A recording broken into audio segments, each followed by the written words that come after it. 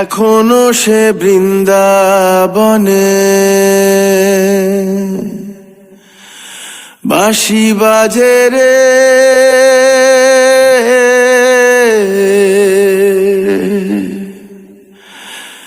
এখনো সে বৃন্দাবনে।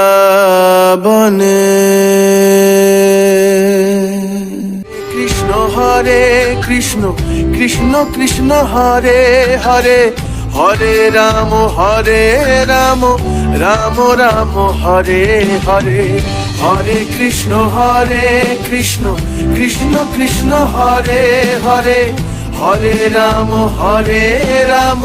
রাম রাম হরে হরে।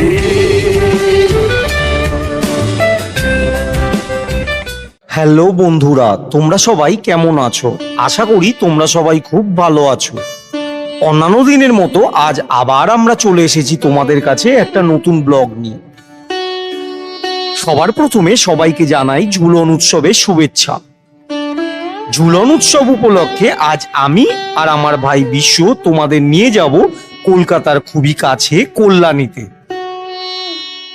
কলকাতার আশেপাশে যেসব অঞ্চলে খুব বড় করে ঝুলন উৎসব পালন করা হয় তার মধ্যে কল্যাণী হলো অন্যতম। আর সেই কল্যাণীর এক ঐতিহ্যবাহী ক্লাব হলো কল্যাণ চক্র ক্লাব। আজ আমরা সেই ক্লাবের ঝুলন উৎসবে তোমাদের নিয়ে যাব। এই উৎসব শুধু ভক্তির নয়, আনন্দেরও। এখানে আছে উৎসবের সাথে সাথে হাজারো মানুষের ভিড় আর মেলার রঙিন জগৎ।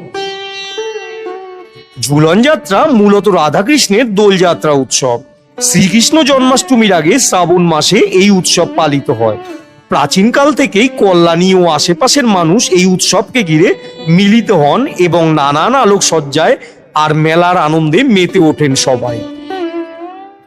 তো চলো শুরু করি আজকের যাত্রা এবং সাক্ষী থাকো আমাদের সাথে এমনই এক ঐতিহ্যবাহী ক্লাবের ঝুলন উৎসবে।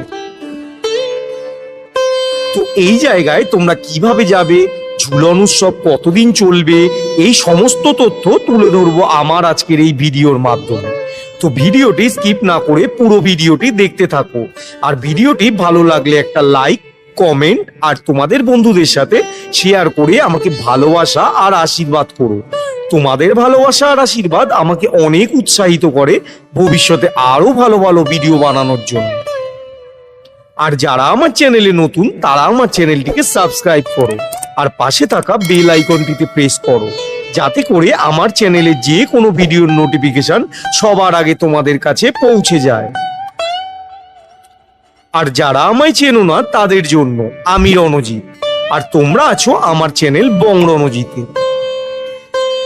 তো চলো বেশি কথা না বলে আজকের ভিডিওটা শুরু করা যাক।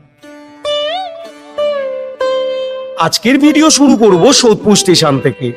এই স্থানে যেতে হলে তোমাদের শিয়ালদহ থেকে কল্যাণী বা রানাঘাট লোকাল ধরে নামতে হবে কল্যাণী বা কাঁচরাপাড়া স্টেশনে। আমি আজ কাঁচরাপাড়া স্টেশন থেকে যাব। অ্যাকচুয়ালি কল্যাণ চক্র কল্যাণীতে অবস্থিত হলেও তোমরা যদি কাঁচরাপাড়া স্টেশন থেকে যাও তাহলে সুবিধা হবে, কারণ কাঁচরাপাড়া থেকে কাছে পড়বে কল্যাণ চক্র মাঠ। আমাদের ট্রেন এখন চললো কাঁচরাপাড়া স্টেশনের উদ্দেশ্যে।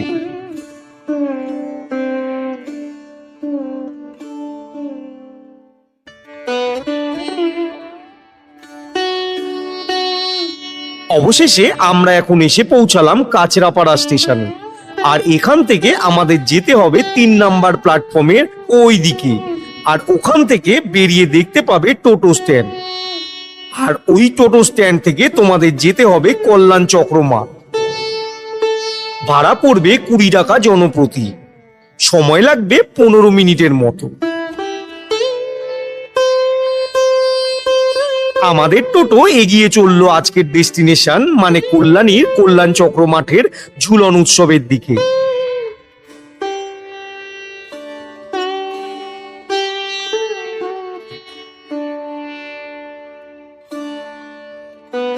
আমরা এখন দাঁড়িয়ে আছি কল্যাণ চক্র মাঠের ঝুলন উৎসবের প্যান্ডেলের একেবারে সামনে।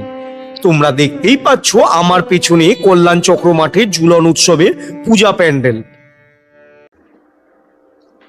এই বছর এনাদের চিন্তা ভাবনা হলো মায়ানমারের কি আউক টাউগি প্যাগোডা। এই বছর এনাদের ঝুলন উৎসব ২৬ বছরে পা দিল। তো বন্ধুরা, তোমরা দেখতেই পারছো কি অসাধারণ করে বানানো হয়েছে মায়ানমারের কি আউক টাউগি প্যাগোডার অনুকরণে এইবারের পূজা প্যান্ডেলটি। পুরো প্যান্ডেলটি হলুদ বর্ণের, যার ফলে দিনের বেলায় যতটা সুন্দর লাগছে, রাতের বেলায় সব আলো জ্বলে উঠলে সে এক মায়াবী রূপ ধারণ করবে। বেশ উঁচু করে বানানো হয়েছে কিন্তু এই মায়ানমারের কি আউক টাউগি প্যাগোডার অনুকরণে বানানো এই প্যান্ডেলটি।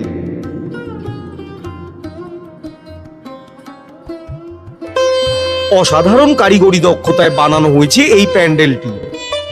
মণ্ডপের সামনে কিন্তু প্রচুর লাইটের ব্যবস্থা করা হয়েছে। সন্ধেবেলায় কিন্তু সব লাইট জ্বলে উঠলে দুর্ধর্ষ লাগবে। এই যে মাঠে প্যান্ডেলটি তৈরি করা হয়েছে, এর ঠিক উল্টো দিকে রয়েছে আরেকটি মাঠ, যেখানে খুব সুন্দর একটি মেলার আয়োজন করা হয়েছে।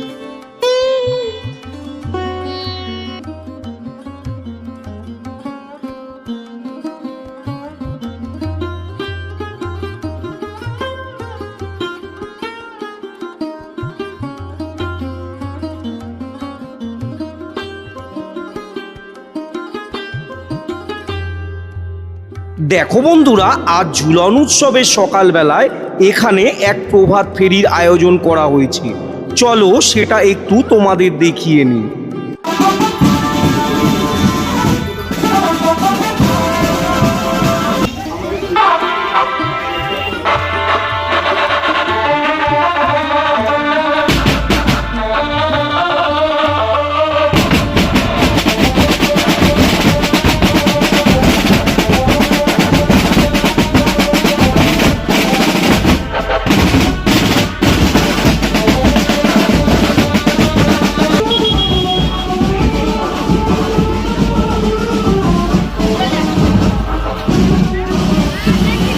আমরা আজ সকালে এসে গিয়েছিলাম, তাই প্যান্ডেলের কাজ সম্পূর্ণভাবে কমপ্লিট হয়নি। তাও যতটা সম্ভব আমি তোমাদের দেখানোর চেষ্টা করছি। তো এবার চলো তোমাদের প্যান্ডেলের ভিতরে নিয়ে যাই আর দেখাই যে এইবারের ঝুলন উৎসবে এনাদের প্যান্ডেলের ভিতরে কি কি চমক রয়েছে।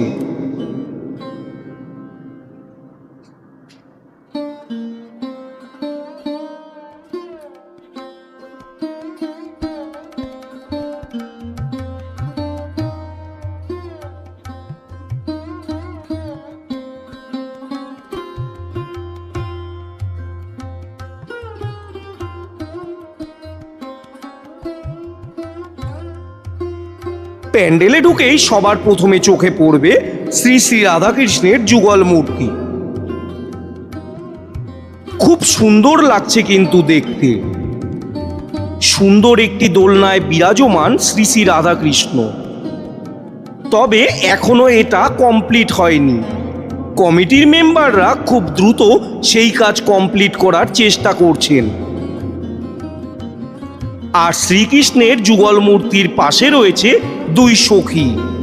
অসম্ভব সুন্দর লাগছে কিন্তু দেখতে।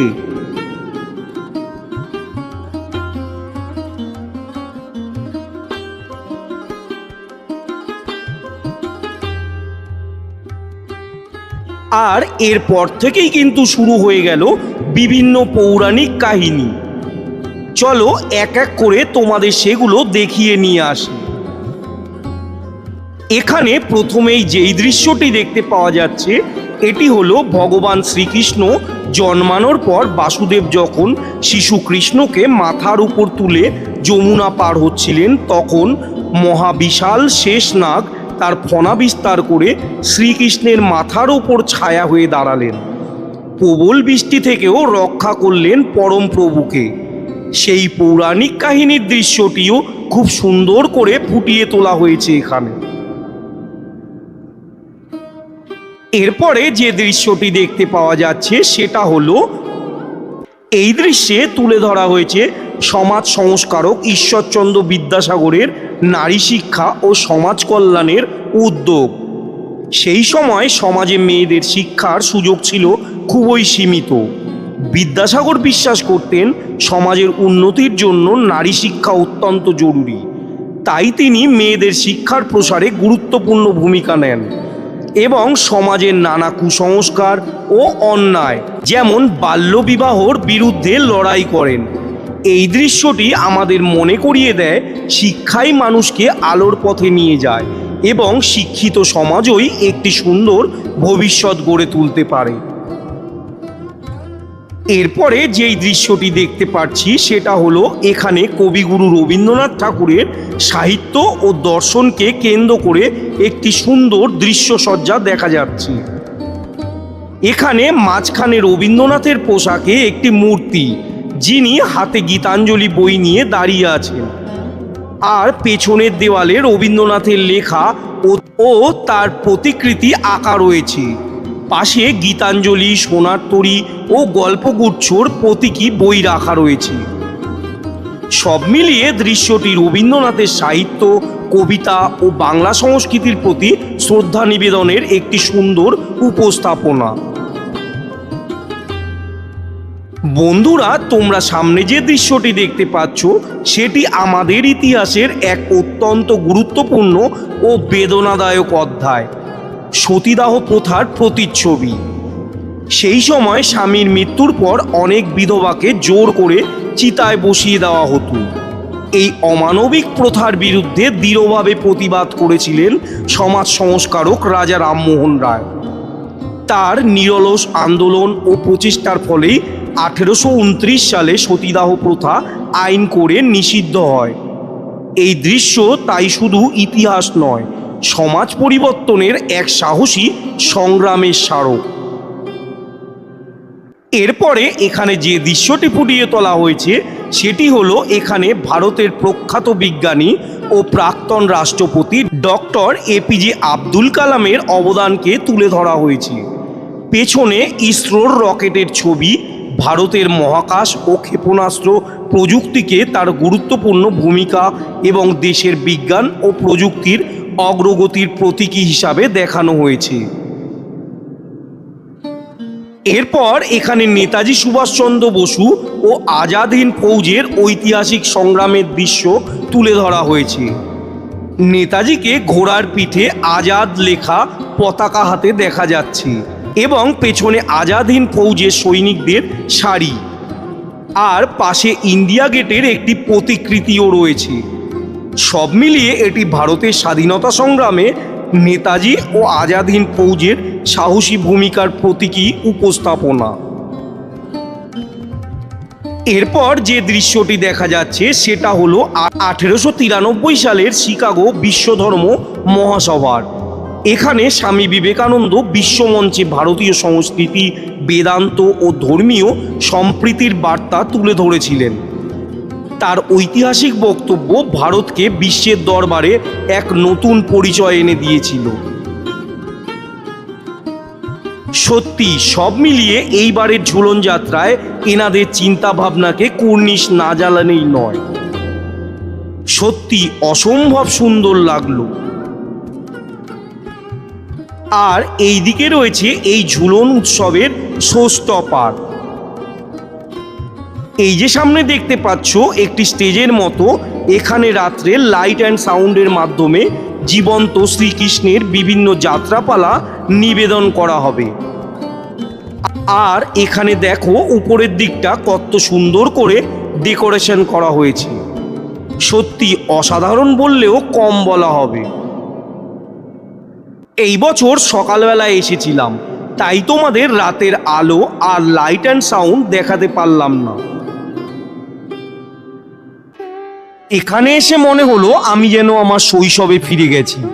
এই উৎসব শুধু পুজো বা মেলা নয়, এটি হলো সংস্কৃতি, ঐতিহ্য আর মানুষের মিলন মেলা। রং, সঙ্গীত, গন্ধ সব মিলিয়ে এক অবিস্মরণীয় অভিজ্ঞতা।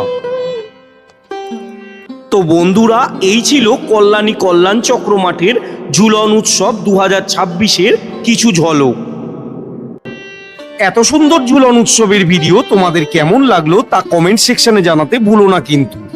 আর যদি ভিডিওটা ভালো লেগে থাকে তাহলে একটা লাইক কমেন্ট আর তোমাদের বন্ধুদের সাথে শেয়ার করো।